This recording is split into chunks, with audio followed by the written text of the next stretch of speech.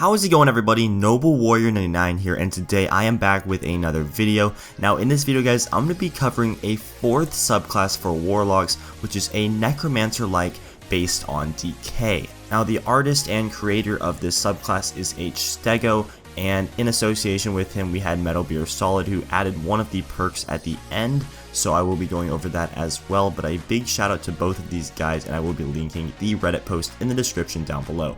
But getting right into this, guys, we are going to be taking a look at a Necromancer style Warlock. Now in this art right here, this thing looks absolutely insane. This Warlock has a scythe looking weapon as well as a pulse rifle, it seems, and he looks like the living embodiment of death. So I really do like how this Warlock looks. And getting right into the subclass, we have a nice green orb looking thing, and it has like the nuclear style on it, so that is pretty cool as well. I really love the design of this, and the description reads, "The equation of gain and loss is the power to replace old life with new." So overall, this thing looks pretty intense. I love how it is styled, and I love all of the images on the trees, as those look pretty cool as well.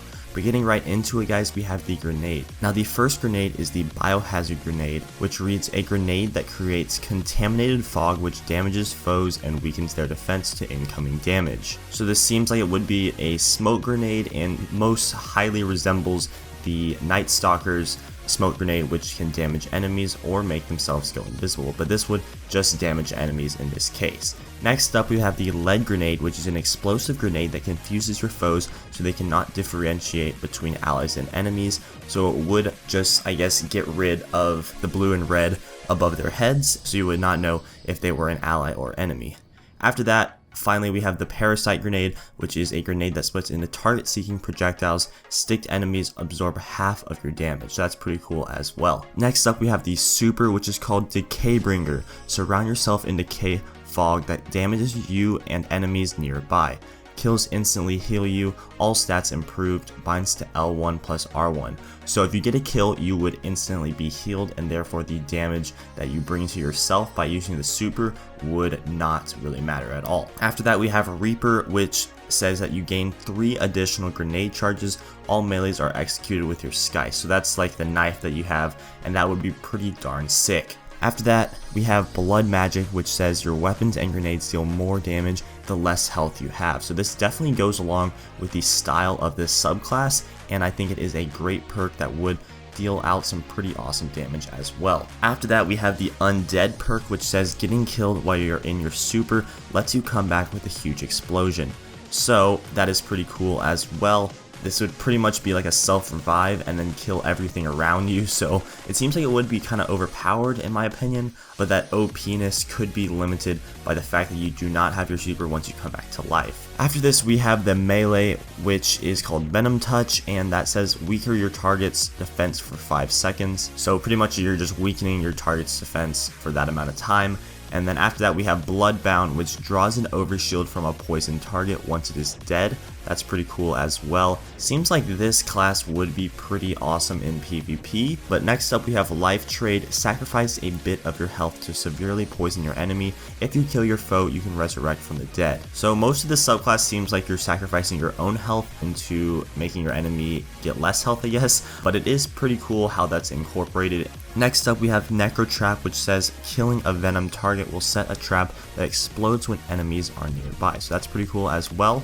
After that, we have Stabilized Cores, which says that Decay Bringer lasts longer and the fog is bigger. Allies staying in the fog deal more damage. Next up, we have Reaping, which says kills charge your grenade by 5%. Incoming damage while having no shield charges your super. So next up, we have Summon the Dead, which says when you come back to life, you resurrect your dead allies nearby.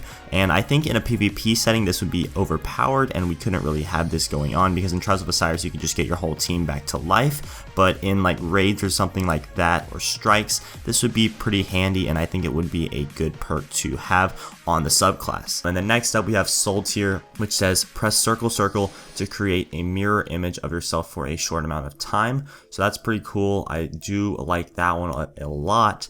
it definitely would need to be limited. There would need to be a charge rate in between that, because if you could just create mirror images of yourself for like 3 seconds and then only have to wait 3 seconds after that, I think it would be overpowered. Maybe have it like a 10-second timer in between. So next up we have the Scythe, which says press R1 while airborne to come down with your Scythe and cause damage in a small area. So that would be tied to the melee button, and I think it would take over the actual like whoosh of your hand going out as a warlock melee, and it would change into the sky. So I think that would be pretty awesome to have, and causing damage in a small area is always pretty cool.